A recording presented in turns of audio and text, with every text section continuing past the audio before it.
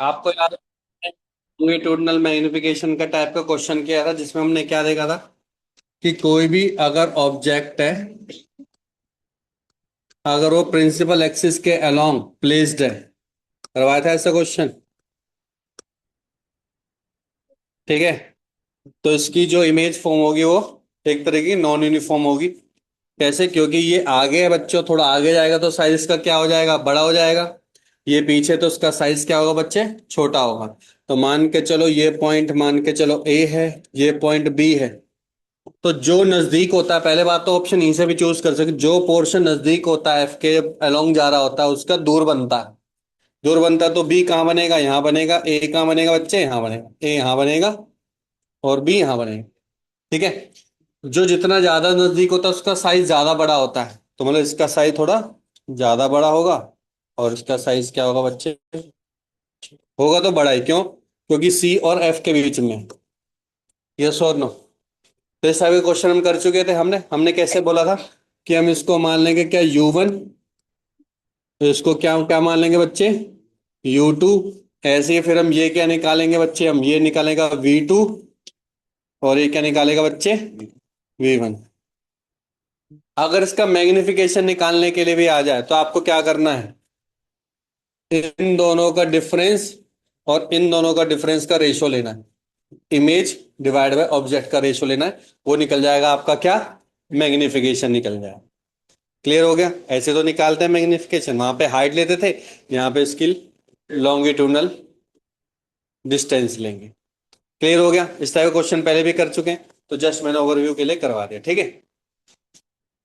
अब आता है बच्चों इसके अंदर नेक्स्ट टॉपिक आता है कि लेट अस सपोज, अगर मैं मिरर को, कोई सा भी, अगर प्लेन मिरर है या फिर स्फेरिकल मिरर है, उसमें से कुछ पोर्शन कट कर दूं। कुछ पोर्शन का मतलब कि मिनिमम मैक्सिमम हाफ कट कर दूं, या फिर मिनिमम तो कितना भी कट कर दो। ठीक है, मैक्सिमम कितना कट कर दो, हाफ। तो उसके ऑब्जेक्ट डिस्टेंस कितना होगा, ऑब्जेक्ट कहाँ पे प्लेस्ड होगा, सेम जगह प्लेस्ड होगा, चेंज हो जाएगा, क्या होगा? तो हमने देखा था कि सेम जगह ही था। यस और नो? क्योंकि हमने क्या देखा था, अगर हाफ ऑफ लेंस भी प्रेजेंट है, ठीक है, तब भी हम उसकी इमेज को प्रॉपरली देख सकते हैं, है ना। लेकिन उसकी इंटेंसिटी पे क्या फर्क पड़ेगा, कम हो जाएगी। क्यों? क्यों कम हो जाएगी? क्योंकि नंबर ऑफ रेज जो रिफ्लेक्ट होके उस इमेज के पास जा रही थी वो क्या हो जाती है बच्चों, रिड्यूस हो जाती है। ठीक है। जैसे एग्जांपल के तौर पे मान के चलो, एक छोटा सा एग्जांपल ले लेते हैं। मान के चलो कि ये सी है बच्चों, ये एफ है। मैंने ऑब्जेक्ट बनाया है यहाँ पे, या यहाँ पे बना लेते हैं। ठीक है।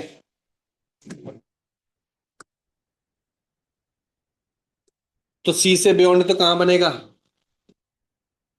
कहाँ बनता है, यहाँ पे बनेगा। साइज क्या हो जाएगा, छोटा हो जाएगा बच्चों। यस और नो, है ना।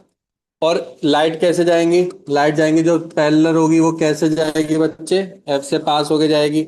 ठीक है। और जो यहाँ से पास होके जाएगी एफ से, वो पैरेलल बन जाएगी। इस तरीके से था। ठीक है। अब ऐसे दो रे थोड़ी ना जरूरी होती, कितनी भी रेज बन सकती है बच्चों। हमेशा ध्यान रखो, रे तो बहुत सारी होंगी। रे तो डेफिनेटली ये वाली भी रे इसी पे ही जाके मिलेगी। जो ये वाली रे होगी वो भी एफ पे जाके ही मिलेगी। यस और नो? सिमिलरली ये वाली जो रे होगी वो भी यहीं जाके मिलेगी, सारी की सारी रे उसी पे ही मिलेंगी। तो हमने तो केवल दो रे से बनाते हैं क्योंकि वो इजी होता है। ठीक है। पर लेट सपोज बच्चों, अगर ये वाला ही इतना पोर्शन में क्या कर दूं, कट कर दूं, तो होगा क्या, पहले लगभग 8-9 रे मिल रही थी, अब 4 हो गई। पर अभी भी इन चार, अगर ये भी नहीं मैं बनाता हूं, इन चार के वजह से भी तो यहाँ पे इमेज बनेगी कि नहीं बनेगी, बनेगी, बिल्कुल इमेज बनेगी। पर उसकी इंटेंसिटी क्या हो जाती है बच्चों, कम हो जाती है। तो ज्यादातर एमसीक्यू टाइप में क्वेश्चन आता है कि let suppose if the portion of the mirror is cut, तो what will happen to the image. क्या उसका ऑब्जेक्ट छिप जाएगा, मतलब रिड्यूस हो जाएगा, क्या हो जाएगा? तो बस ऑप्शन है वो, इमेज तो वहीं पे प्लेस रहेगा। केवल किस चीज में अंतर आएगा, इंटेंसिटी में अंतर आएगा, उसकी इंटेंसिटी कम हो जाएगी। ठीक है। अब देखो इसी पे ही क्वेश्चन आता है कि अगर हमने मिरर को कट करके उसको डिफरेंट जगह पे प्लेस कर दिया, तो एडवांस का क्वेश्चन है बच्चों, उसको करते हैं। देखो क्वेश्चन लिखो, क्वेश्चन लिखो। Spherical mirror a spherical mirror which is which is having radius of curvature 20 centimeter. I think it should be minus 20 centimeter. कौन सा mirror is concave. An object is placed 15 centimeter from the mirror. ठीक है. Now mirror is cut at the middle. Mirror is cut at the middle and shift upper portion and shift upper portion 2 centimeter and shift upper portion 4 centimeter in vertical direction. Vertical बोला है 4 centimeter in vertical upward direction. Vertical upward direction. Vertical upward direction. And lower portion is shifted 6 centimeter vertical downward direction. In vertical downward direction.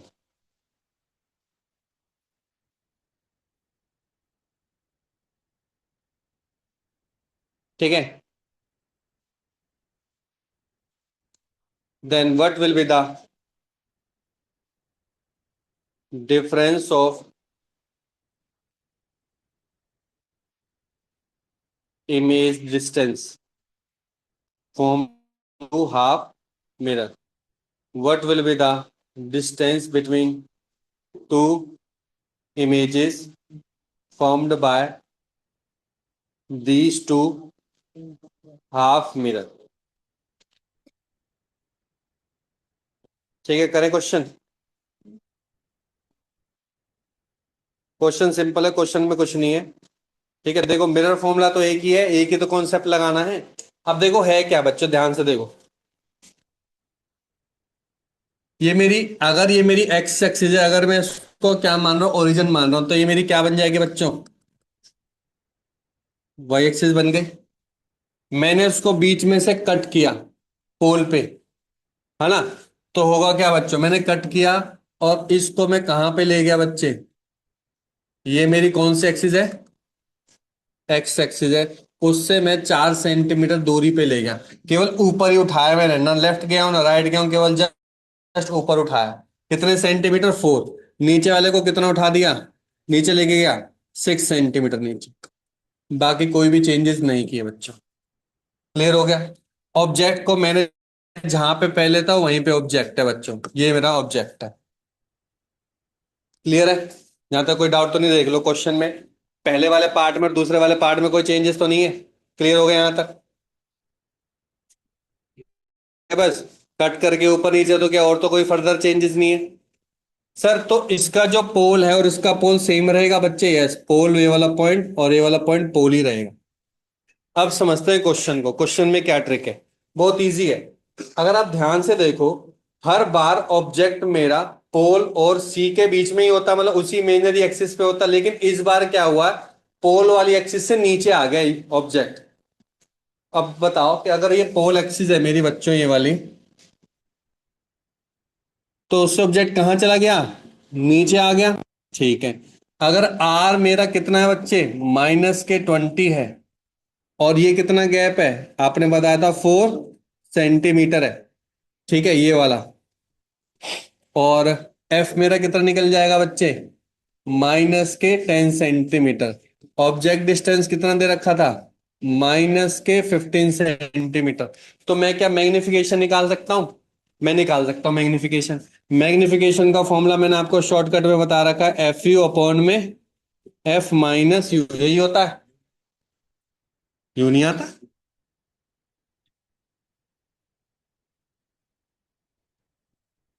अच्छा sorry, F upon F minus you. F कितना है बच्चे यहाँ पे, -10. F कितना है, -10. ये कितना है, माइनस माइनस विल बिकम +15. कितना हो गया, -10 +5 विल बिकम -2. -2. अब ध्यान से सुनना, देखो ऑब्जेक्ट नीचे है, मैग्निफिकेशन -2 है, इसका मतलब इमेज क्या बनेगी, ऊपर बनेगी नीचे बनेगी? सर ऊपर बनेगी, क्यों? इन्वर्टेड है। इमेज से हमेशा इन्वर्ट ही बनेगा। अगर ऑब्जेक्ट मेरा ऊपर है तो इमेज मेरी नीचे बनेगी, ऑब्जेक्ट मेरा नीचे है तो इमेज मेरी ऊपर बनेगी। ठीक है। दूसरा, सर मैं वी भी निकाल सकता हूँ क्या? बिल्कुल निकाल सकते हो, पर वी निकालना ही नहीं है हमें। हमें तो क्या निकालना है? दो इमेज के बीच का डिस्टेंस निकालना है। चाहे तो हम निकाल सकते हैं, पर प्रैक्टिकली सोचो, ये 10 है, सी कितना होगा इसका? -20। आर ही तो होता है -20। तो ये किसके किसके बीच में बन रहा है? सी और एफ के बीच में। और आपको पता है जब सी और एफ के बीच में बनता है तो इमेज क्या बनती है? बियॉन्ड सी बनती है। तो बियॉन्ड सी बनेगी तो कहीं ना कहीं दूरी बनेगी। लेकिन इसकी जो हाइट होगी कितनी होगी? 2 टाइम्स ऑफ व्हाट, 4 सेंटीमीटर कितनी हो जाएगी? बताओ, कोई डाउट होता है यहाँ तक? क्लियर हो गया? कोई डाउट तो नहीं है? देख ले अभी भी। क्लियर है भाई सबको? ठीक है।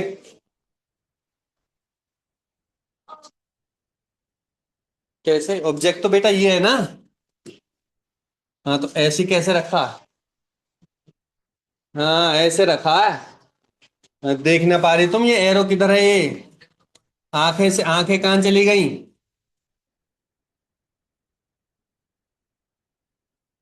हाँ भाई बच्चों, क्लियर हो गया? अब ध्यान से बिल्कुल सेम पैटर्न हमें नीचे वाले के लिए करना है। इसके लिए जो प्रिंसिपल एक्सिस होगी बच्चों ये होगी। इस केस में ऑब्जेक्ट तो वहीं पर ही है, पर इस बार ऑब्जेक्ट कैसा है मेरा? अप साइड अप है। अप साइड अप है तो मैग्निफिकेशन तो अभी भी -2। क्यों? क्योंकि अभी भी तो सर आर इसका -2 -20 है। इसका भी अभी तक ओ यू कितना है?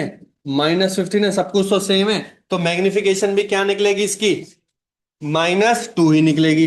अब -2 निकली है तो ऑब्जेक्ट तो मेरा अप साइड अप था, तो इमेज कैसी बनेगी मेरी? अप साइड डाउन बनेगी। अप साइड डाउन बनेगी तो बिल्कुल सेम पोजिशन बनेगी। लेकिन कितनी हाइट हो जाएगी अब इसकी? अगर ये 6 सेंटीमीटर था तो इस बार कितनी हो जाएगी बच्चों? -12 सेंटीमीटर। तो बताओ यहां से लेकर यहां तक का डिस्टेंस कितना हो गया? 12 और 8 20, कितना हो गया? 30 हो गया, क्योंकि बीच में 4 और 6 भी तो है। तो आंसर क्या था इसका? 30 सेंटीमीटर। आंसर ऑप्शन 30 सेंटीमीटर है इसका। हमें तो डिस्टेंस निकालना है बेटा, डिस्प्लेसमेंट निकालना है क्या हमें? माइनस प्लस बड़ा करते हैं ये। हैं? गिवन थी? क्वेश्चन नहीं पढ़ा तूने शायद। क्वेश्चन ने बोला था इसको कट करने के बाद हाफ मिरर को 6 सेंटीमीटर नीचे लेके गए और इस वाले हाफ को 4 सेंटीमीटर ऊपर लेके गए। तो ऑब्जेक्ट अपने पोजीशन पे ही रहा, वो चेंज नहीं हुआ। तो इस वजह से ये वाली हाइट नीचे 4 की तरफ हो गई, ये वाली हाइट ऊपर की तरफ 6 सेंटीमीटर हो गई ऑटोमेटिकली। मैंने कुछ नहीं किया, वो ऑटोमेटिकली बन गया। क्योंकि ऑब्जेक्ट की पोजीशन तो कहाँ पे थी? बिल्कुल फिक्स थी। उसको चेंज नहीं करना। -12, क्योंकि 6 है ना। 6 का -2 से करोगे मल्टीप्लाई, -12 नहीं होता? क्लियर हो गया क्वेश्चन सभी को? आगे बढ़े? कर लो कर लो।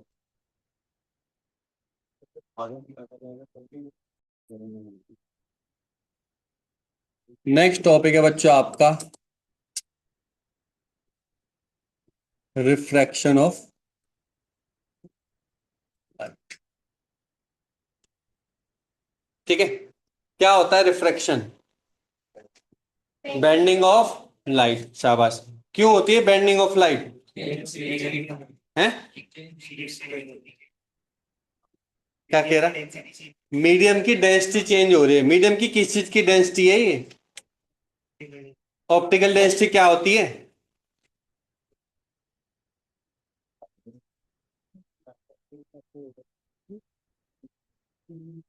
चलो तो देखते हैं, शुरू से देखते हैं। देखो, रिफ्रैक्शन ऑफ लाइट आपने सही बोला। इसका मतलब क्या होता है बच्चों? Bending of light. तो फिर क्वेश्चन आंसर है कि व्हाई दिस हैपेंस, क्यों बेंडिंग ऑफ लाइट हो रही है? क्योंकि जब कोई भी लाइट वन मीडियम से दूसरे मीडियम में जाती है तो उसकी सबसे पहले क्या चीज चेंज होती है बच्चों? स्पीड चेंज होती है। सबसे पहले क्या चेंज होती है? स्पीड। और वो स्पीड क्यों चेंज हो रही है? क्योंकि जब हम इसको एक दूसरे कॉन्सेप्ट समझने की कोशिश करते हैं कि अगर लेट सपोज मीडियम में पार्टिकल्स की डेंसिटी बहुत ज्यादा है, तो वो पार्टिकल्स लाइट को इजिली पास नहीं होने देते हैं। अगर वो इजीली पास नहीं होने देंगे तो ऑफ कोर्स सी बात है, होता क्या है बच्चों कि अगर लेट्स सपोज लाइट आ रही है इस तरीके से, तो लाइट को सीधा सीधा सीधा सीधा जाना था, ठीक है। लेकिन होगा क्या अगर वो धीरे जाने लग जाएगी, तो होता क्या है, ये हमेशा एक रूल, एक साइंटिस्ट है, एग्जैक्ट नाम ने याद नहीं आ रहा उसका, उसने बताया था, मैथमेटिकली प्रूफ करके दिया था कि सारी लाइट को ए पॉइंट से बी तक आने में, चाहे वो रिफ्रैक्शन 10 बार करे चाहे 20 बार करे, सारे के सारे एक ही टाइम पे पहुंचेंगे। अब ये वाली लाइट मान के चलो बिल्कुल सीधे सीधा पहुंच रही है, इसमें कोई रिफ्रैक्शन हुआ ही नहीं है, तो इसका मतलब कि जो यहां से रिफ्रैक्शन हो गई है ये भी सेम टाइम पे पहुंचेगी। पर आप ध्यान से देख पा रहे होंगे कि ये डिस्टेंस कम है और ये डिस्टेंस क्या है बच्चे, ज्यादा है। ये वाला डिस्टेंस थोड़ा सा बढ़ गया, ये वाला डिस्टेंस थोड़ा सा और ज्यादा बढ़ गया, ये वाला तो और। इसका मतलब कि जो ये वाली लाइट डिस्टेंस ज्यादा बढ़ गया है, टाइम सेम है, तो इसकी स्पीड क्या होनी चाहिए बच्चों, ज्यादा। इसकी स्पीड सेम ही होनी चाहिए क्योंकि सीधा सीधा आ गया, और इनकी स्पीड क्या होनी चाहिए बच्चों, कम होनी चाहिए। सर में आ गया कि नहीं आ गया? तो मीडियम की डेंसिटी के ऊपर डिपेंड करता है। डेंसिटी का मतलब कि पार्टिकल के ऊपर डिपेंड करता है। अगर पार्टिकल की डेंसिटी बहुत ज्यादा मीडियम में हो जाती है तो इजिली पास नहीं होने देता उसको, उसको इजिली पास नहीं होने देता लाइट को, तो लाइट की स्पीड क्या हो जाती है, कम हो जाती है। कम हो जाती है तो बैंड हो जाती है, ठीक है, टुवर्ड्स नॉर्मल बैंड हो जाती है, ठीक है बच्चों। तो ऐसे ही फिर हमने बोला कि ना, फिर ये तो बहुत ज्यादा, ये वाला जो कॉन्सेप्ट मैं बता रहा हूँ हर जगह एप्लीकेबल नहीं हुआ, तो उन्होंने एक टर्म बोल दिया फिर ऑप्टिकल डेंसिटी। अब नॉर्मल डेंसिटी नहीं है, एयर की डेंसिटी की बात नहीं कर रहे, जैसे पार्टिकल डेंसिटी अब बात कर दी, या फिर मॉलिक्यूलर डेंसिटी की बात नहीं कर रहे, उन्होंने फिर सिंपल बोल दिया कि ऑप्टिकल डेंसिटी को हम बताएंगे। ऑप्टिकल डेंसिटी सिंपल एक टर्म क्या कहती है कि कोई भी ऐसा मीडियम जिसके अंदर स्पीड ऑफ लाइट क्या हो जाए, कम, तो उसको कौन सा मीडियम बोलते हैं, डेंसर मीडियम बोलते हैं। क्या बोलते हैं बच्चों? और कोई भी स्पीड ऑफ लाइट अगर इसकी स्पीड बढ़ जाए तो वहां पे कौन सा मीडियम बोलते हैं बच्चों, रेयर मीडियम बोलते हैं। तो रेयरर और डेंसर मीडियम वही मीडियम होते हैं जिनकी स्पीड कम या ज्यादा होती है बस। और ये दोनों रिलेटिव टर्म है, ये दोनों क्या है, रिलेटिव टर्म है। रिलेटिव का मतलब क्या होता है बच्चों, कंपेयर कर रहे हैं। जैसे कि मैं बोल दूं इसके 60 है और इसके 70 है, तो मैं बोल है, ठीक है। फिर मैं बोलूं इसके तो 80 है, अब मैं क्या बोलूं कि ये होशियार है। इसके 90 है तो मैं क्या बोलूं, वो होशियार है। तो क्या ये रिलेटिव टर्म है? ऐसी अगर मैं बोलूं कि 1 और 4.5, सॉरी, हाँ 4.5 ले लो या 2 ले लो, एक 1 है और एक 2 है, किसका रिफ्रैक्टिव इंडेक्स ज्यादा, 2 वाले का। तो 2 वाले का जिसका रिफ्रैक्टिव इंडेक्स ज्यादा होता है वो डेंसर होता है कि रेयर होता है, डेंसर होता है, यस और नो, क्योंकि मैंने अभी 1 और 2 को कंपेयर करवाया। अगर मैं 2 और 4 को कंपेयर करूंगा तो कौन सा ज्यादा डेंसर है, 4 वाला डेंसर है। तो उस समय 2 और 4 में से 2 क्या बन जाएगा, रेयर बन जाएगा। क्या बन जाएगा? इसलिए पहले 1 रेयर था अब 2 रेयर है, क्यों, क्योंकि हम क्या कर रहे हैं, कंपैरिजन कर रहे हैं। इसलिए डेंसर और रेयर दोनों की दोनों कैसी टर्म है, रिलेटिव टर्म। क्लियर हो गया अच्छे से? आगे बढ़े अब, चलिए तो लिखिए, लिखिए बच्चों, refraction of light, refraction of light. Refraction of light is a phenomena, refraction of light is a phenomena in which bending of light is occurred, in which bending of light is occurred when passing from one medium to another, when passing from one medium to another,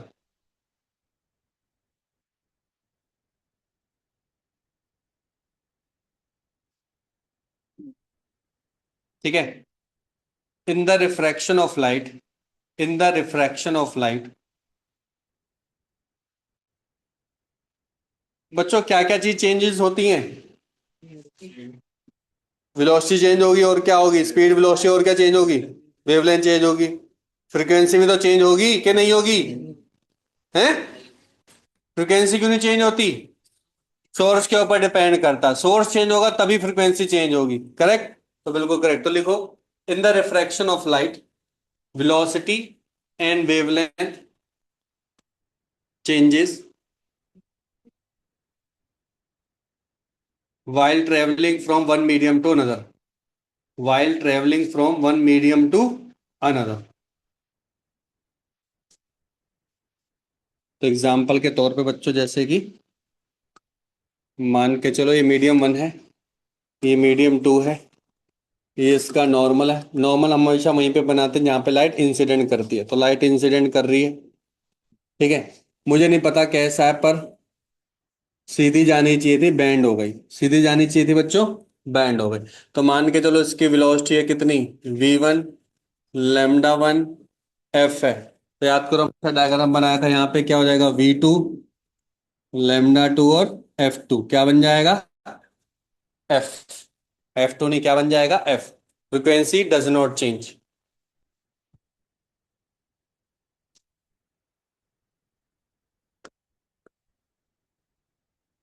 इस angle को क्या बोलते हैं बच्चों, angle of incidence. इस वाले angle को क्या बोलेंगे, एंगल ऑफ रिफ्रैक्शन। तो यहाँ पे एक और टर्म भी आएगी, क्या, डेविएशन।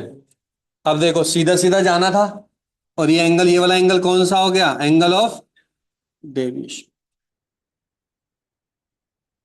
डेविएशन एंगल तो वही कॉन्सेप्ट है जो हमने पहले पढ़ा था। हाँ जी, है।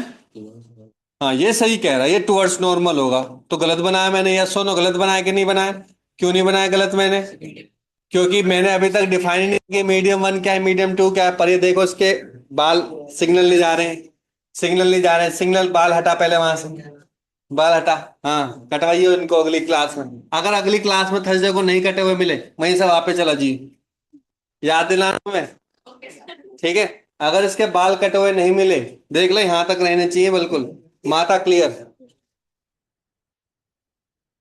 हाँ वो भी बाल सेट कर रहा है, अरे कहीं मेरे को ना बोल दे सर्कल पे। अरे नहीं बोलेंगे, नहीं।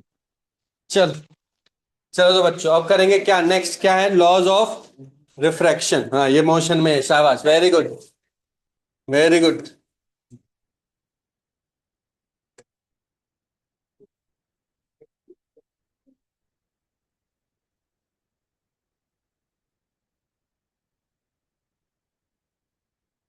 इसको पॉलिश करवाएंगे, रुक जा अभी।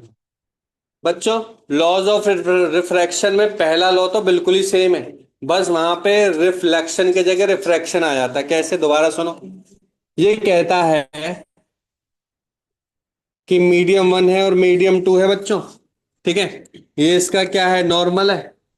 तो इंसिडेंट लाइट, ध्यान सुनो, इंसिडेंट लाइट, रिफ्रैक्टेड लाइट, और जो नॉर्मल है, all three will be in the same plane, same plane में ही होने चाहिए। क्लियर है, यहां तक क्लियर हो गए सभी को, तो लिख लो, लिख लो बच्चों। फर्स्ट क्या कहता है, इंसिडेंट लाइट, या इंसिडेंट रे बोल सकते हैं, incident ray, reflected ray and normal to the surface, all must lie in the same plane, all must lie in the same plane। ठीक है। तो याद करो हमने इसके ऊपर वेक्टर पे भी क्वेश्चन किया था ना, तो इसका एक फॉर्मूला भी होता है बच्चे, जैसे आई है इंसिडेंट, जिसकी कुछ ना कुछ डायरेक्शन होगी। डायरेक्शन कैसे पता चलेगी, सर एंगल ले लें थीटा, इसके दो कंपोनेंट बना दो, डायरेक्शन पता चल जाएगी। सर ऐसे ही एंगल कौन सा ले लें, आर, ध्यान से सुन लो, ये वाला एंगल मत ले लेना, तेज दिमाग वाला, ये वाला होता है आर। ठीक है। ठीक है, तो ये होगा रिफ्रैक्टेड रे। तो इसके भी दो कंपोनेंट निकलेंगे, डायरेक्शन बनेगी। तो यह बोलता है कि आई क्रॉस आर, ये क्रॉस प्रोडक्ट है, और उसके साथ में क्या है, डॉट प्रोडक्ट। ये इक्वल टू क्या होना चाहिए हमेशा, जीरो ही होना चाहिए। यू कैन लीव, मतलब इनके लिए। सर में आगे बच्चों, आई क्रॉस, ये क्रॉस प्रोडक्ट है किसका, आई और आर का, और एन क्या है बच्चे, नॉर्मल। उसके बीच कौन सा, डॉट प्रोडक्ट। उनका रिजल्टेंट क्या होना चाहिए, हमेशा जीरो होना चाहिए। हमेशा ही होगा, चाहे कितने एंगल से आप इसको इंसिडेंट करवाओ। क्लियर हो गया, बढ़े आगे। चलो तू कह रहा बढ़ लो तो आगे बढ़ लो। सेकंड लॉ लिखो। सेकंड लॉ क्या कहता है, सभी ने पढ़ा है। सेकंड लॉ कौन सा होता है, स्नेल्स लॉ, है ना सेकंड लॉ। वाह वाह जी वाह।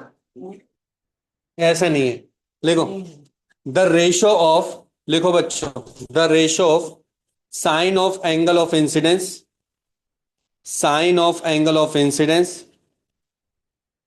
the ratio of sine of angle of incidence to the sine of angle of refraction, to the sine of angle of refraction is equal to constant। तो क्या बोला, दोबारा सुनो। रेशो निकालना है किसका बच्चों? Sine of angle of incidence divided by sine of angle of refraction, that must be equal to const. और एक्चुअली में कांस्टेंट की भी एक वैल्यू होती है, जो कि क्या होता है यहाँ पे, स्पीड ऑफ लाइट का रेशो होता है। क्या होता है बच्चों? स्पीड ऑफ लाइट का रेशो होता है, या फिर I should say refractive index का भी रेशो होता है। ठीक है, तो अब मैं रिफ्रैक्टिव इंडेक्स यहाँ पे रिप्रेजेंट करने वाला हूं, सुनो। अगर मीडियम वन है तो इसका रिफ्रैक्टिव इंडेक्स कितना हो गया बच्चे? Mu one. और ये क्या है बच्चे? इसका रिफ्रैक्टिव इंडेक्स म्यू टू। तो याद कैसे करेंगे? सर मुझे भूल जाता हूं, मैं बहुत ही बेवकूफ इंसान हूं, मुझे नहीं पता चल पाता कि ऊपर म्यू वन लू के म्यू टू लू। म्यू वन लू के, तो इसको याद करने का तरीका इधर ध्यान से देखो। ये एंगल ऑफ इंसिडेंस है बच्चों, है ना? और वहीं पे म्यू वन है ना, तो साथ साथ होने चाहिए यहाँ पे। अब देखो कैसे, यहाँ पे आएगा म्यू टू और यहाँ पे आएगा म्यू वन, क्रॉस मल्टीप्लाई करना तो ये बन जाएगा mu one sine I equal to mu two sine R. इसको ऐसे याद करेंगे, ध्यान से देखो, दोबारा इधर देखो। I one, sorry I mu one, R mu two, R mu two, I mu one. तो क्या, mu one sine I equal to mu two sine R. Same same side के ही होंगे दोनों। ऊपर म्यू वन है, आई भी ऊपर है, नीचे म्यू टू है, आर भी नीचे है। तो हर बार ऐसा नहीं आई आर भी के कुछ भी एंगल दे सकता है। अगली बार इसने थीटा वन दे दिया और इसने दे दिया, तो कंफ्यूज मत हो जाना, अरे सर मैं तो भूल गया आई आर कुछ नहीं। सिंपल क्या करना है, refractive index into sine theta one equal to refractive index into sine theta two. सर में आ गया? कोई डाउट तो नहीं है? क्लियर हो गया बच्चों अच्छे से? ठीक है। तो ये होता है बच्चों क्या, स्नेल्स लॉ। इसको क्या बोलते हैं बच्चों?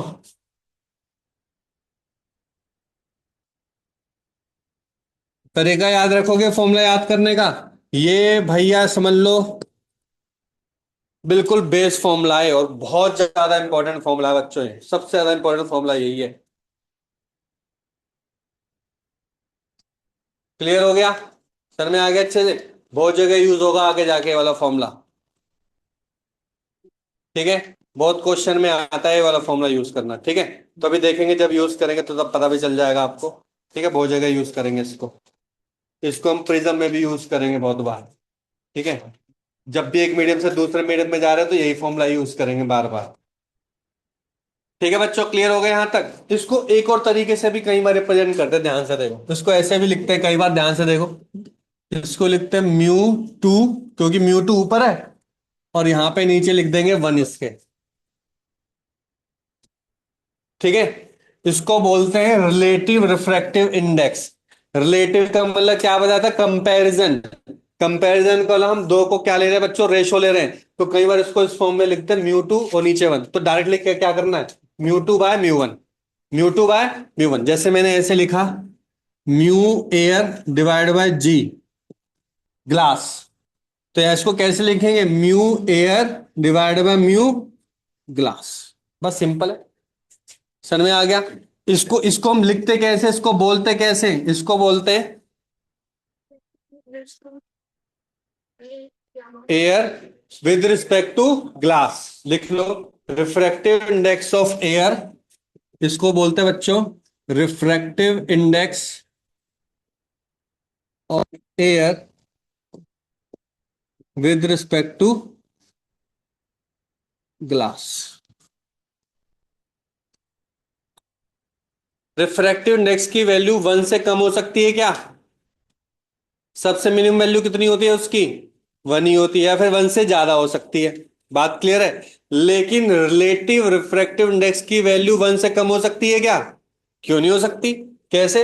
एयर की तो वन ही होती है रिफ्रैक्टिव इंडेक्स, ग्लास की वन से ज्यादा होती है, तो वन अपॉन में ज्यादा क्या होता है? हमेशा वन से कम ही होगा, वन से कम होगा। तो ध्यान से सुन लो, रिलेटिव रिफ्रैक्टिव इंडेक्स की वैल्यू वन से कम हो सकती है, रिफ्रैक्ट एब्सोल्यूट रिफ्रैक्टिव इंडेक्स की वैल्यू वन से कम नहीं हो सकती। लिख लो दोनों पॉइंट, कंफ्यूज नहीं होना है, लिख लो। Absolute refractive index always greater than equal to one. ठीक है, और जो रिलेटिव होता है,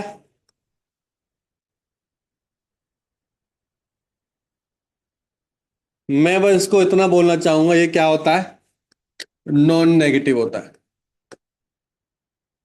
अब नॉन नेगेटिव का मतलब समझते हो? जीरो से बड़ा, बस, है ना? जीरो से बड़ा होगा। 0.1 भी हो सकता है। एब्सोल्यूट रिफ्रैक्टिवनेस कभी भी 0.1 नहीं हो सकता। वन से ज्यादा होगा, 1, 1.1, 1.2, 3, 4, 5, कितना भी। ऐसे रिलेटिव इंडेक्स तो जीरो से कितना भी, 100 भी हो सकता है। पर होगा स्टार्टिंग कहाँ से? जीरो से। क्लियर होगा दोनों पॉइंट अच्छे से? ऐसा क्यों बताया? क्योंकि कई बार वो क्वेश्चन इस तरीके से देगा आपको, तो कंफ्यूज ही नहीं होना। बोल देगा रिफ्रैक्टिव रिलेटिव रिफ्रैक्टिव इंडेक्स 0.5, आप बोलोगे सर आप तो 1 से ज्यादा, वहां पे क्या टर्म लिखा हुआ है? रिलेटिव। समझ में आ गया? आगे बढ़े बच्चों? ठीक है, लिखो तो फिर, एक नोट में डाल के लिखो। रेयर मीडियम और denser medium, rare medium and denser medium. Rare medium having, rare medium having low refractive index, low refractive index, higher light speed, higher light speed and bending the light away from the normal, and bending the light away from the normal. For example, air or vacuum. अब लिखो denser medium, denser medium having higher refractive index, higher refractive index, lower light speed, lower light speed, and bending the light towards normal, and bending the light towards normal. ठीक है बच्चों?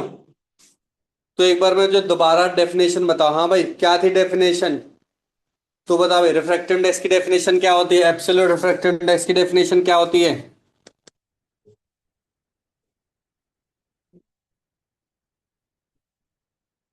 तो ही बता, refractive index की formula, refractive index का formula, absolute refractive index का formula बता। ये तो साइन बता रहा था अभी, तो साइन बनाऊंगा मैं अभी। लिखो, it is the ratio of absolute refractive index of a medium, absolute refractive index of medium is defined as, absolute refractive index of a medium is defined as the ratio of speed of light in vacuum, speed of light in vacuum to the speed of light in that medium। ठीक है? आप सभी को पता है कि इसकी mu की वैल्यू क्या होगी बच्चों? ग्रेटर देन इक्वल टू 1 होगी। तो सर दोबारा क्यों करवा रहे हो? अब हम इसके बारे में थोड़ा सा डीप में जानने की कोशिश करेंगे। तो सबसे पहली बात आती है, ये म्यू किसके ऊपर डिपेंड करता है? किस किस के ऊपर डिपेंड करता है कि म्यू की वैल्यू कैसे चेंज हो रही है? सबसे पहले तो सर मीडियम। अभी कितनी बार मीडियम मीडियम मीडियम बोलते हैं, तो डेफिनेटली टाइप ऑफ मीडियम को ऊपर डिपेंड करता है, या फिर जो मीडियम की डेंसिटी है उसके ऊपर डिपेंड करता है। हम तो सिंपल क्या बोलेंगे, टाइप ऑफ मीडियम के ऊपर डिपेंडेंट होता है। अभी लिखवाऊंगा, if the medium changes refractive index changes. दूसरा, और किसके ऊपर डिपेंड करता है? वेवलेंथ ऑफ लाइट के ऊपर भी डिपेंड करता है। Very good. कैसे? तो बच्चों देखो, मैंने आपको एक स्पेक्ट्रम बताया था शुरू शुरू में, याद करो जब हमने लाइट चैप्टर स्टार्ट किया था, तो मैंने आपको एक स्पेक्ट्रम बताया था। मैंने बोला था यहाँ पे इंफ्रारेड लाइट होती है, यहाँ पे विजिबल लाइट होती है, और विजिबल लाइट के बाद कौन सी लाइट आती है? इसको भूल गया, यूवी। इसको बनाएंगे यूवी राज। आर लिखा है तो रेड आएगा, वॉयलेट आएगा, बीच में क्या आएगा? विबज्योर आएगा। विब ज योर। क्लियर बच्चों?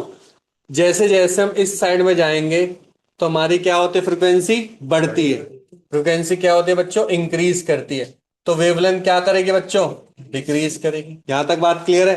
अब ध्यान से देखो होता क्या है कि जो म्यू होता है वो इनवर्सली प्रोपोर्शनल टू वेलोसिटी है ऑफ मीडियम ऑफ लाइट, क्योंकि सी तो कांस्टेंट है। यहां तक बात क्लियर है। इसका मतलब कि अगर मैं म्यू 1 डिवाइड बाय म्यू 2 ले रहा हूं तो यहाँ पे क्या आ जाएगा बच्चों, V2 डिवाइड बाय V1 आ जाएगा, उल्टा है ना, तो इससे रिलेशन आ जाएगा। यहां तक क्लियर है।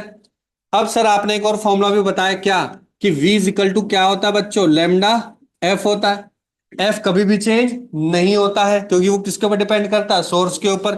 तो V किसके प्रोपोर्शनल है बच्चे, लेमडा के। इसका मतलब है अगर यहाँ पे V2 लिखा तो यहाँ पे क्या आ जाएगा, लेमडा 2। यहाँ पे क्या आ जाएगा, लेमडा 1। इसका मतलब अगेन जो म्यू है मेरा वो अगेन इनवर्सली प्रोपोर्शनल वेलोसिटी के भी है, प्लस इनवर्सली प्रोपोर्शनल लेमडा के भी है। बात क्लियर हुई कि नहीं हुई? यहां तक बात क्लियर हो गई। वो तो यहां से भी फॉर्मूला हम प्लेस कर सकते थे, ठीक है। तो अगर म्यू मेरा इनवर्सली प्रोपोर्शनल टू लेमडा है, इसका मतलब बच्चों इस डायरेक्शन में मेरी लेमडा बढ़ रही है। तो लेमडा किसकी ज्यादा है सर, लेमडा है रेड लाइट की ज्यादा as compare to violet colour. तो जिसका लेमडा ज्यादा है उसका रिफ्रैक्टिव इंडेक्स कम है। उसका रिफ्रैक्टिव इंडेक्स क्या है बच्चे, कम है। तो यहां पे क्या होगा, आर इक्वल टू वॉयलेट। और जिसका रिफ्रैक्टिव इंडेक्स कम है उसमें बेंडिंग ऑफ लाइट कम होगी कि ज्यादा, जिसका रिफ्रैक्टिव कम है उसकी बेंडिंग ऑफ लाइट क्या होगी, कम होगी कि ज्यादा, कम होगी। तो सबसे कम बेंडिंग ऑफ लाइट कौन करेगा, रेड कलर करेगा। और सबसे ज्यादा बेंडिंग ऑफ लाइट कौन करेगा, वॉयलेट कलर करेगा। तो मैं आगे अच्छे से, क्या ये बात क्लियर होगी अच्छे से? तो ये कलर ऑफ लाइट के ऊपर भी डिपेंड करता है। एक और भी होता है, क्या, टेम्परेचर। तीसरा सुन लो, पहले लिखवाऊंगा अभी, ठंड रखो, लिखने में लग गया। तीसरा होता है क्या, टेम्परेचर। जब भी मीडियम का टेम्परेचर बढ़ता है तो टेम्परेचर बढ़ने से बच्चों क्या होता है, पार्टिकल्स वाइब्रेट करते हैं, पार्टिकल हर जगह फैल जाते हैं। अगर मान के चलो, मैंने शुरू से एक बार चलते हैं कॉन्सेप्ट, मैंने क्या बताया था, जहां पे डेंसिटी बहुत ज्यादा होती है तो वहां पे लाइट को इजीली पास करने देगा कि नहीं करने देगा, नहीं करने देगा। अब जैसे ही मैंने टेम्परेचर बढ़ाया तो पार्टिकल्स क्या हो गए, फैल गए। फैल गए तो लाइट इजीली पास हो जाएगी कि नहीं होगी, सर लाइट बहुत इजीली पास हो जाएगी। और जब लाइट इजीली पास हो जाते हैं तो उसका रिफ्रैक्टिव इंडेक्स कम होना चाहिए कि ज्यादा, कम होना चाहिए। तो टेम्परेचर बढ़ाने से रिफ्रैक्टिव इंडेक्स क्या हो रहा है, कम हो रहा है। समझ में आ गया? चला गया घुटने के अंदर के ऊपर गया, गया दिमाग में तेरे? पक- हाँ, घुटने में चोट ही लगी है इसके। चलो लिखो, refractive index depends on three factors. Refractive index depends on three factors. पहला क्या है बच्चों, types of medium. Second, wavelength of light. Third, third क्या लिखवाया था, temperature of medium. Temperature of medium, wavelength of light, temperature of medium. ठीक है, लिख लें। पहला लिखें, पहला क्या था, टाइप्स ऑफ मीडियम। तो बस सिंपल लिख लो, if medium change refractive index also changes. ऐसे लिख लो या तो ऐसे लिख लो, डीप में लिखना है तो, if medium changes density of the medium changes, तो उससे क्या होगा, refractive index changes. Second important है, सेकंड क्या है बच्चों, वेवलेंथ ऑफ लाइट। तो आप ऐसे लिखोगे, ध्यान से देखो, पहले ये वाला पॉइंट लिखोगे, since we know v directly v equal to lambda f, v equal to lambda f. तो यहां पे लिखना फिर v directly proportional to lambda f. ये दोनों लिखने हैं आपको पहले, लिख लिया।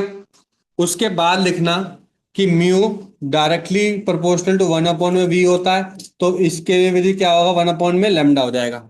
ये आपका बहुत ज्यादा इंपॉर्टेंट फॉर्मूला है, इसमें लिखेगा और कैसे लिखेगा, सब कुछ इसमें ही लिखना है।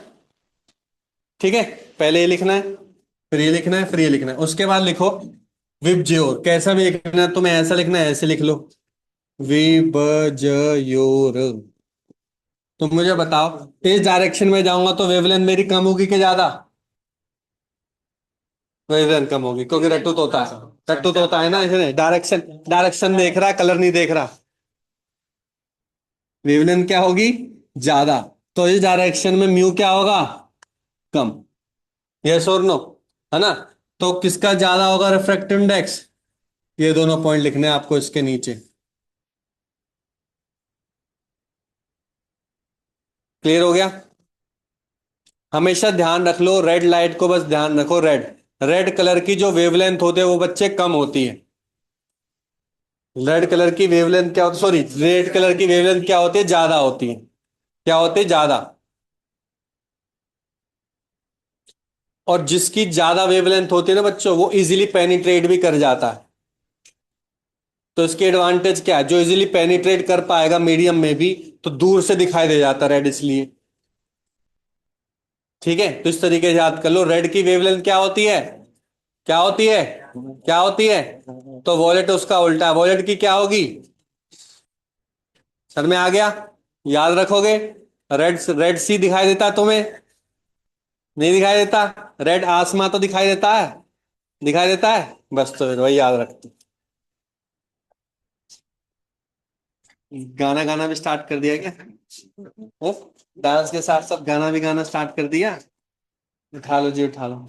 सेकंड पॉइंट लिख लिया सभी ने? अब लिखो बच्चों उसके नीचे, since the wavelength of red color since the wavelength of red color is higher than the wavelength of violet,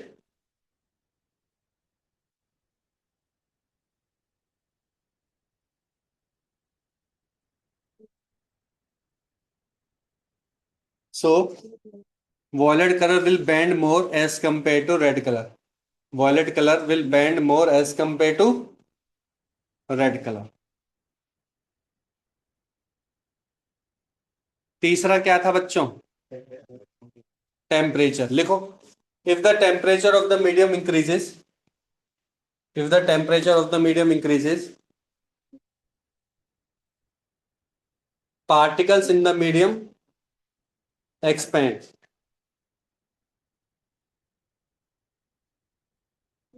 particles in the medium expand, या फिर बोलो, बोलना चाहिए, अब खुद बताओ। देखो, पार्टिकल का मास तो सेम ही होगा सारे पार्टिकल का, लेकिन अगर वो एक स्मॉल वॉल्यूम में है तो उनकी जो वॉल्यूम डेंसिटी होगी वो कम होगी कि ज्यादा? ज्यादा हो जाएगी। अगर वो फैल गए तो वॉल्यूम बढ़ गया, मास अपॉन वॉल्यूम, तो वॉल्यूम क्या हो जाएगा? डेंसिटी क्या हो जाएगी? कम हो जाएगी। तो हम ये भी टर्म लिख सकते हैं बच्चों कि जब टेम्परेचर बढ़ता है तो डेंसिटी क्या हो जाती है?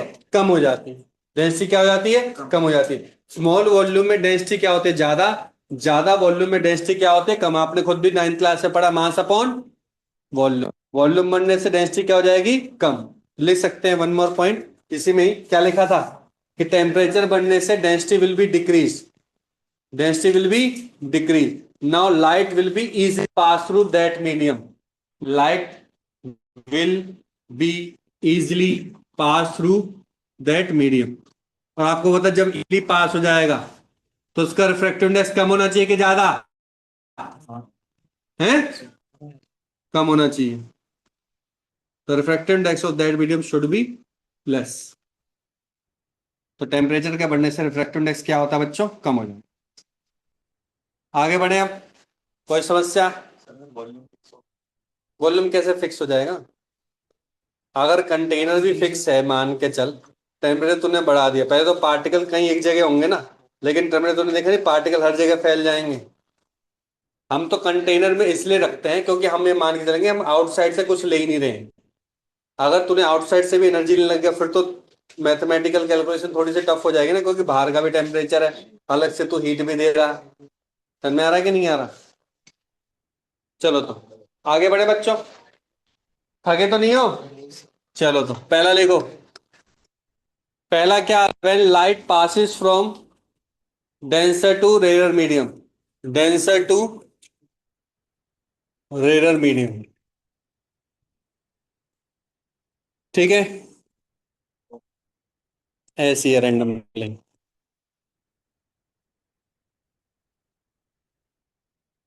हाँ भाई, किसका रिफ्रैक्टिव इंडेक्स ज्यादा होता है, डेंसर का क्या रेयर का? डेंसर का ज्यादा है रिफ्रैक्टिव इंडेक्स।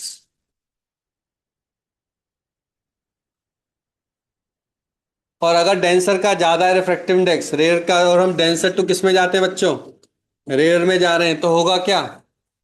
क्या होगा लाइट के साथ? सर मुझे नहीं पता लाइट के साथ क्या होगा, आई डोंट नो। मैं रट्टू तो होता हूँ। आप समझाओ, पहले मैथमेटिकली समझाओ। मैं तुम्हें मैथमेटिकली समझाऊंगा। मैं तुम्हें मैथमेटिकली प्रूफ करूँ कैसे।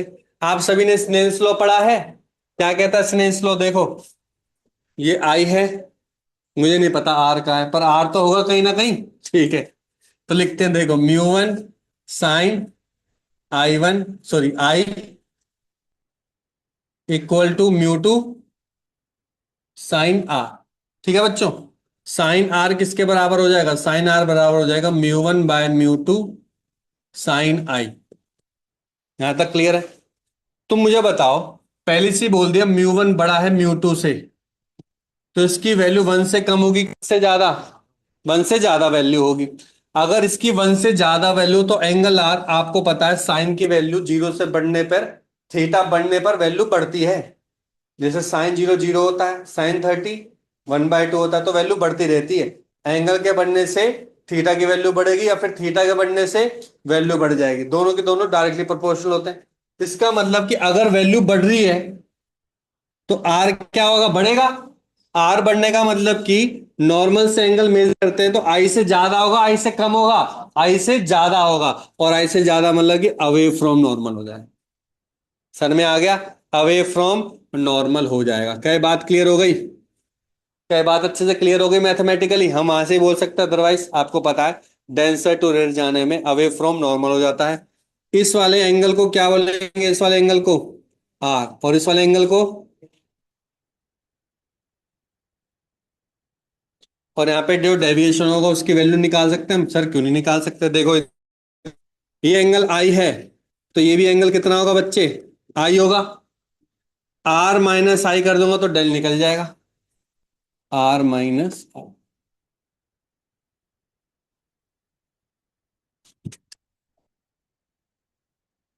बना लिया? अच्छा जी, बहुत तेज है रहो तुम तो बता भाई, यहाँ पे जो स्पीड ऑफ लाइट होगी कम होगी कि ज्यादा? है कम होगी। ये है लड़का, देखो इंटेलिजेंट। 10 करोड़ देंगे इसको, क्योंकि इसका पढ़ाई में मन ही नहीं है। खड़े होके पढ़ तू। हाँ भाई, स्पीड ऑफ लाइट कम होगी कि ज्यादा? क्यों ज्यादा? क्यों? क्योंकि कौन से मीडियम में है हम? रेडियल मीडियम में। रेडियल मीडियम में स्पीड ऑफ लाइट क्या होती है? पर इसके दिमाग में नहीं जा रही, इसकी कहां से जा रही है? ऑल द टाइम इन चन, क्या है, चुंग चांग चिंग क्या लिख रखा है इसने, वहां जा रही है इसकी। सर में आ गया?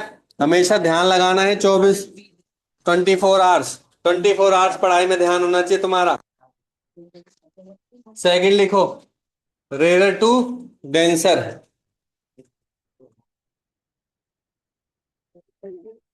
अब जब रेयर टू डेंसर होगा तो क्या होगा? हाँ भाई, ये 1 है, ये 2 है। इस बार म्यू 1 क्या है बच्चे? छोटा है म्यू 2 से। तो लाइट क्या होगी बच्चों? इंसिडेंट करेगी, नॉर्मल से एंगल मेजर करेंगे, और टुवर्ड्स नॉर्मल हो जाएगी। सर मैथमेटिकली भी कर सकते हैं, क्यों नहीं कर सकते? देखो, साइन आई और साइन आर के बीच में रिलेशन क्या होगा बच्चे? वही आएगा, म्यू 1 बाय म्यू 2 साइन आई। इस बार म्यू 1 छोटा है म्यू 2 से, तो ये रेशियो की वैल्यू कम हो जाएगी, ये वैल्यू कम हो जाएगी, ये वाली वैल्यू लेस देन 1 हो जाएगी। तो आर की वैल्यू भी क्या हो जाएगी बच्चों? आई से कम हो जाएगी। आई से कम हो जाएगी, इसका मतलब ये वाला एंगल क्या हो जाएगा? डेल। ये आर है, आपको पता है डेल की वैल्यू यहाँ पे क्या हो जाएगी? अब आई माइनस आर हो जाएगी। आई माइनस आर हो जाएगी। क्लियर है? कोई डाउट? तीसरा केस। तीसरा केस कौन सा होता है? जब लाइट नॉर्मल पर इंसिडेंट करेगी। नॉर्मल पर एंगल कितना होगा भाई? नॉर्मल पर एंगल कितना होता है? 90 होता है। कितना एंगल होता है? 90 होता है। कितना एंगल होता है? कितना एंगल होता है? नींद में है, ये अभी तक नींद में है। एंगल कहां से मेजर करते हैं हमेशा? एंगल कहां से मेजर करते हैं? नॉर्मल से मेजर करते हैं। तो लाइट अगर नॉर्मल पे ही जा रही है, तो एंगल कितना हो गया बच्चे यहाँ पे? 0। और आर की वैल्यू पे क्या हो जाएगी? 0। तुम खुद बताओ, अगर साइन आई 0 होगा तो साइन आर भी तो 0 होगा, क्योंकि दोनों डायरेक्टली हैं। डायरेक्टली इक्वल है। यस और नो बच्चों, दोनों एक दूसरे के प्रोपोर्शनल है। तो यहाँ पे एंगल ऑफ डेविएशन कितना बन गया? एंगल ऑफ डेविएशन कोई बताएगा मेरे को? एंगल ऑफ डेविएशन कितना हो गया? जीरो के 180 कितना हो जाएगा? 0। अरे 180 नहीं होगा क्या? No sir. जीरो ही होगा। सीधी सीधी जा रही डेविएशन हमेशा चेक करेंगे आई से कितना डिफ्लेक्ट हुआ है। डिफ्लेक्ट कहाँ हुआ? जैसा आई जा रहा था वैसे ही आर जा रहा है। एंगल ऑफ डेविएशन कितना हो गया बच्चे? Zero. The angle of deviation zero मतलब कि नो रिफ्रैक्शन। नो रिफ्रैक्शन का मतलब कि नो बेंडिंग ऑफ लाइट। तो आपसे क्वेश्चन पूछ सकता है कि कब किस केस से बेंडिंग ऑफ लाइट नहीं होगी?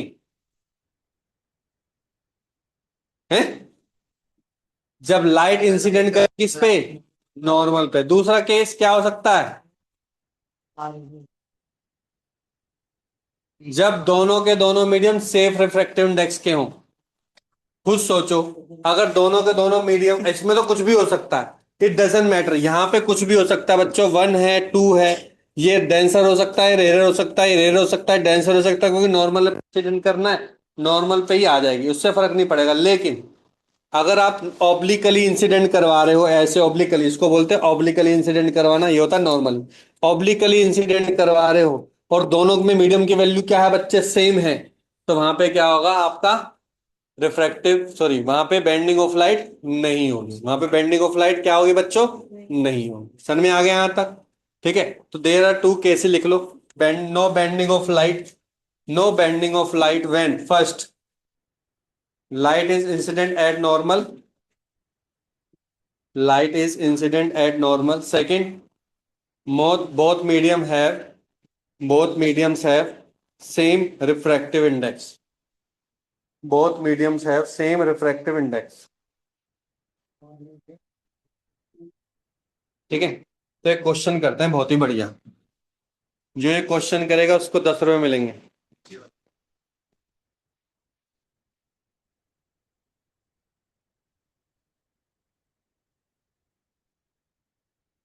तो सेम कब होगा?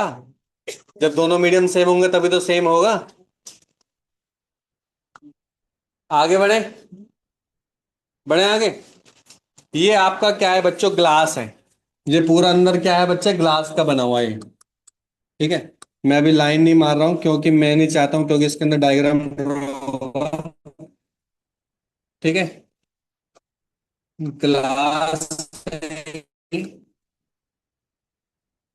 स्फेरिकल ग्लास मान लो, जिसका रिफ्रैक्टिव इंडेक्स ले लो बच्चे √3 है। √3 है इसका क्या? रिफ्रैक्टिव इंडेक्स है पूरा का। ठीक है। और बाहर क्या है यहाँ पे? एयर है। इसका रिफ्रैक्टिव इंडेक्स कितना है? 1। क्लियर है?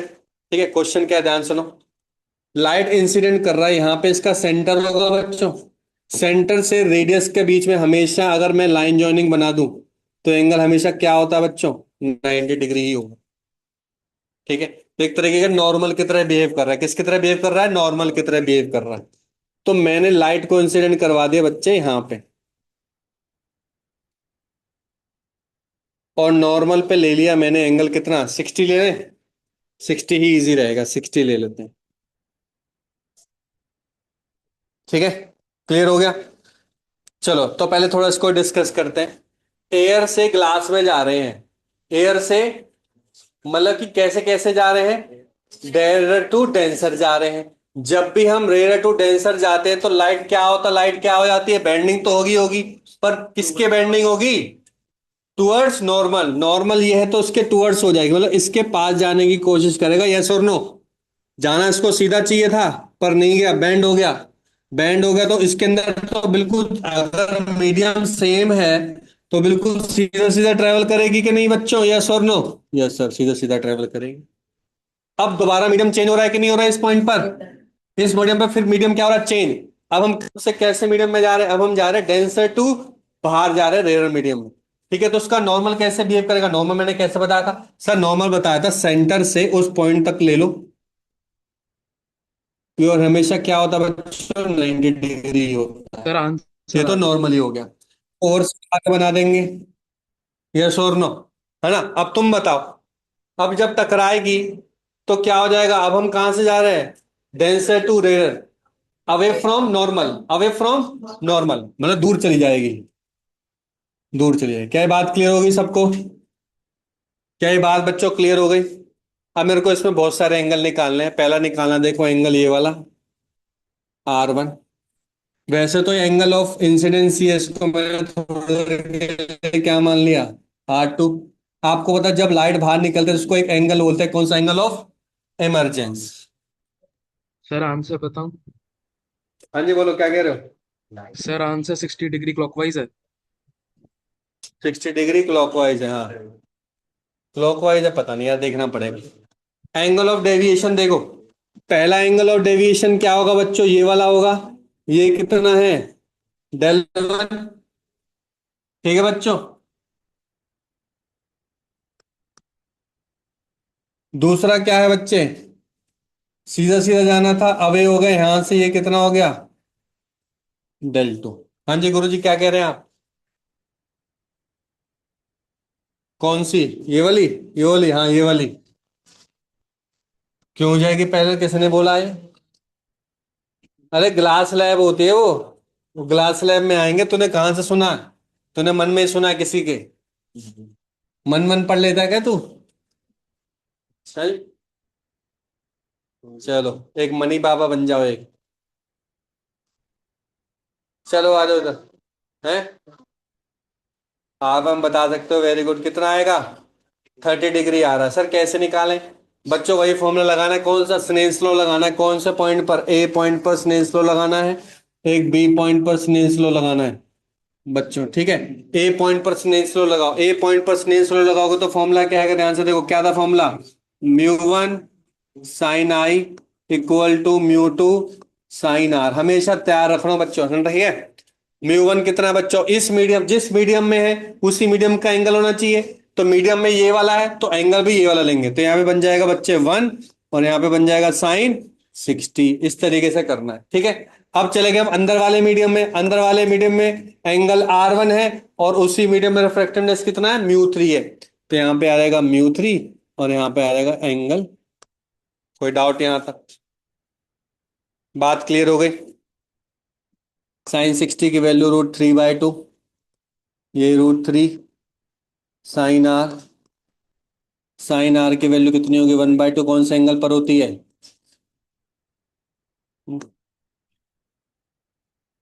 R की वैल्यू होगी 30 डिग्री, 5/6। ठीक है? अब एक चीज बताओ, तुमने ट्रायंगल पढ़ चुके हो क्लास 9 में कि नहीं पढ़ा? ट्रायंगल कौन सा ट्रायंगल? Isosceles triangle. जब रेडियस सेम होती है तो अपोजिट एंगल भी क्या होता है? सेम। तो ये वाला एंगल और ये वाला एंगल क्या होगा? सेम होगा कि नहीं होगा? तो R2 की वैल्यू कितनी निकल गई बच्चों? 30। अब तू बता प्रीत, इस पॉइंट पर स्नेह लगाना, बी पॉइंट पर, बता क्या लिखूं मैं? है R1 sin 30। आराम से बोल। क्लास का म्यू ग्लास का म्यू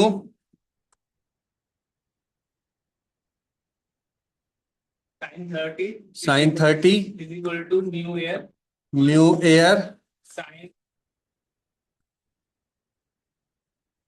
ई। ठीक है? इसकी वैल्यू कितनी है? √3 है। इसकी वैल्यू 1/2 है। इसकी वैल्यू 1 है। यहां से तो साफ पता चल रहा है ए की वैल्यू कितनी आ गई बच्चे? 60 डिग्री आ गई। √3/2 आ रहा ना, कितनी वैल्यू आ गई?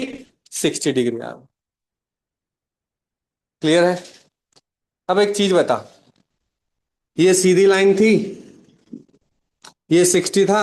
जब ये 30 निकाला है बच्चे, तो Δ1 भी कितना आएगा? 30 ही आएगा। बात मानते हो कि नहीं मानते? अच्छा चलो, ये 30 है, तो ये भी एंगल कितना होगा? ये वाला 30 होगा। और ये टोटल एंगल कितना निकला? 60। 60 - 30 कितना होगा? ये भी कितना होगा? 30 होगा। तो टोटल जो डेल होगा वो किसके बराबर होगा? Δ1 प्लस Δ2। कितना होगा? 30 + 30 विल बिकम 60। कौन सा एंगल है देखो? एंगल इस डायरेक्शन में जा रहा है, तो कौन सा हो गया? क्लॉकवाइज। क्लॉकवाइज एंगल हो गया। शिफ्ट किस डायरेक्शन में हो रहा है? क्लॉकवाइज हो रहा है ना। देखो लाइट रे ऐसे जा रही है, शिफ्ट इस डायरेक्शन में हो गया। तो क्लॉकवाइज हो गया। कोई डाउट यहां तक? क्लियर ही हो गया, सभी को क्लियर हो गया यहां तक? आगे बढ़े। ठीक है, एक छोटा सा टॉपिक और करते हैं, फिर कल नेक्स्ट क्लास में करेंगे लेटरल डिस्प्लेसमेंट। कल ही होगी ना क्लास, नेक्स्ट क्लास? हाँ, कल होगी आपकी ऑनलाइन क्लास। ठीक है, लेटरल डिस्प्लेसमेंट करेंगे। 10th क्लास में जो लेटरल डिस्प्लेसमेंट है केवल थियोटिकल है, पर इसका न्यूमेरिकल बच्चों आ सकता है। ठीक है, हमारे में तो न्यूमेरिकल है ही है। बहुत ही आसान सा फॉर्मूला है, कुछ ज्यादा खास फॉर्मूला नहीं, इजी फॉर्मूला। ठीक है। हाँ, तू मत कर, तेरे लिए नहीं आएगा। ना ना ना, तेरे लिए नहीं आएगा, ये बोर्ड में आएगा तो छोड़ के आएगा। देखो, प्रिंसिपल ऑफ रिवर्सेबिलिटी, प्रिंसिपल ऑफ रिवर्सेबिलिटी। देखो क्या कहता है प्रिंसिपल ऑफ रिवर्सेबिलिटी, बच्चों ध्यान से देखो। इधर ध्यान दो, इधर। मान के चलो बच्चों, ये एंगल आपने चूज किया। कितना एंगल चूज कर लें इसको? 60 एंगल ले लेते हैं। ठीक है, और इसकी वैल्यू ले लेते हैं 1। इसकी वैल्यू ले लेते हैं बच्चे 2। 2 ले लेगा, sin 3/2। √3 ले लो। ठीक है, √3 ले लेते हैं, कोई दिक्कत तो नहीं है मैडम? ठीक है, 1 बड़ा है, √3 बड़ा है? 1 बड़ा है। देख रहे हो, इतना पढ़ लिया है, पागल हो चुके हैं बेचारे पढ़ पढ़ के। इतना पढ़ चुके हैं जिंदगी में, इतना पढ़ चुके हैं, पागल हो चुके हैं। ठीक है।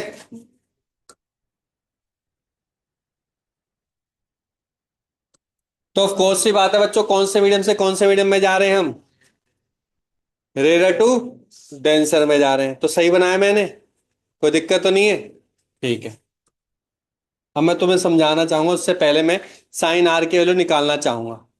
ठीक है, साइन आर की वैल्यू कैसे निकाले, कौन से लॉ से? स्नेल्स लॉ से।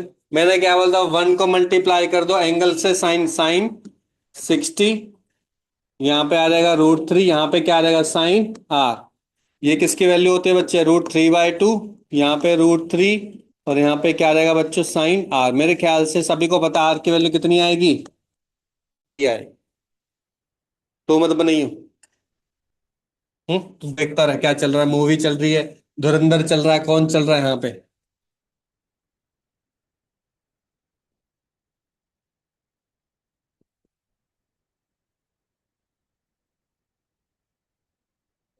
अब सुनो, प्रिंसिपल ऑफ रिवर्सिबिलिटी क्या कहते हैं, देखो सेम ही मीडियम है, सेम मीडियम है। 1 √3, 1 √3।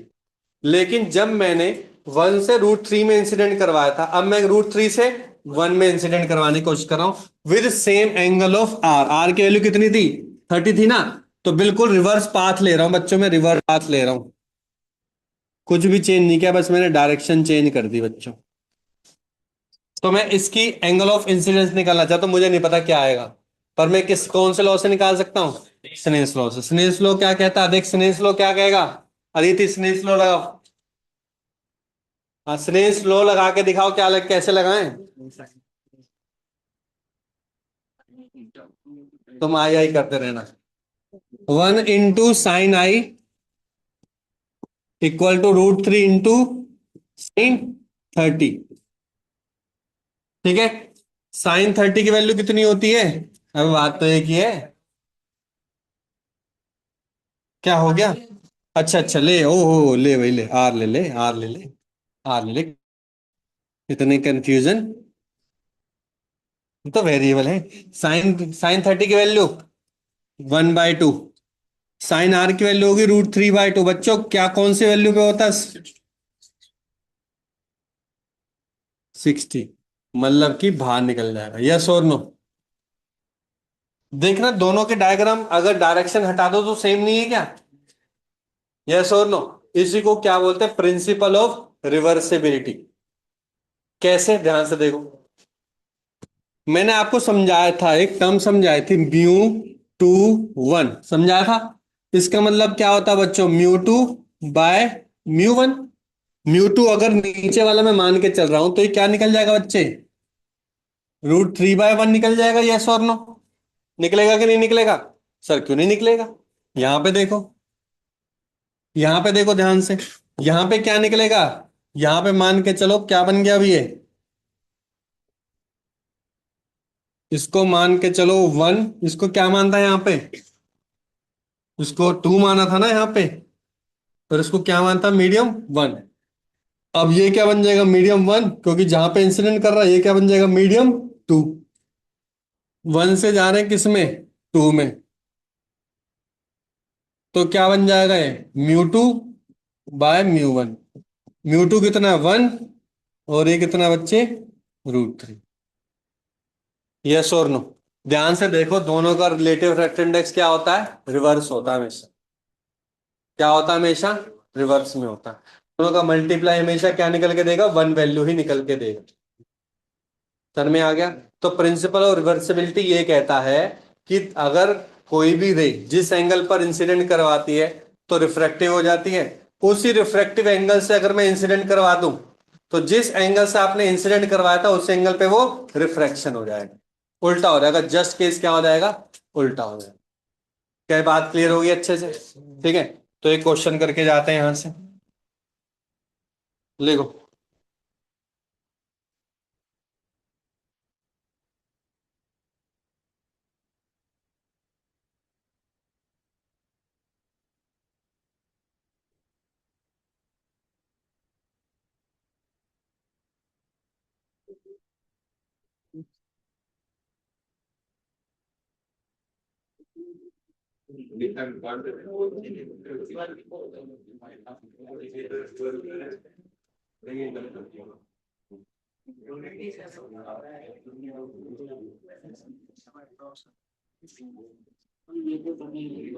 लिखो।